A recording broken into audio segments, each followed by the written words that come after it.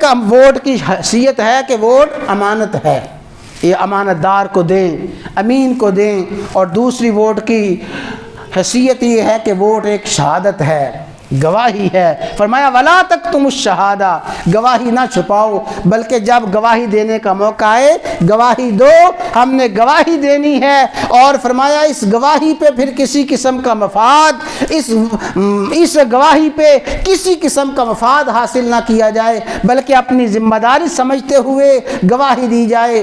اور ووٹ کی تیسری حیثیت یہ ہے کہ ووٹ ایک سفارش ہے، ایک سفارش ہے کہ ہم سفارش کرتے ہیں اس عہدے پہ اس کو لایا جائے، اس شخصیت کو یہ عہدہ دیا جائے، سفارش ہے۔ فرمایا من یشفع شفاعتا حسنہ یکن لہ نصیب منہا، جو اچھی سفارش کرے گا اس کو اچھی سفارش کرنے کا اجر ملے گا۔ ومن یشفع شفاعتا سیئہ، جو کہ بری سفارش کرے گا یکن لہ کفل منہا، اس کو اس کا وبال بھگتنا پڑے گا۔ تو ووٹ امانت بھی ہے، ووٹ شہادت بھی ہے، ووٹ سفارش اور شفاعت بھی ہے۔ یہ تینوں شریعت کی اصطلاحات ہیں۔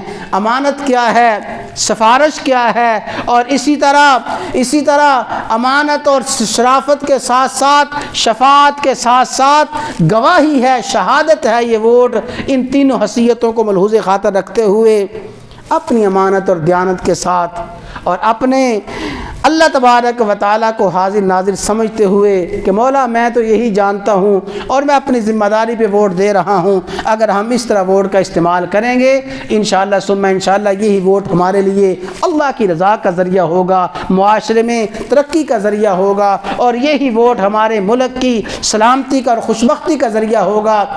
اگر ناجائز ووٹ کو استعمال کریں گے اور بددیانت کو اور کسی کرپٹ کو ووٹ دیں گے اور وہ آ جائے گا، پھر یہی معاشرے کی تباہی اور بربادی ہے۔ اللہ تبارک و تعالی آنے والے انتخابات میں ہمیں رحم دل حکمران نصیب فرمائے، وہ حکمران جو اللہ کا فرما بردار ہو، رسول اللہ صلی اللہ علیہ وسلم کا فرما بردار ہو، ملک کا خیر خواہ ہو، قوم کا خیر خواہ ہو۔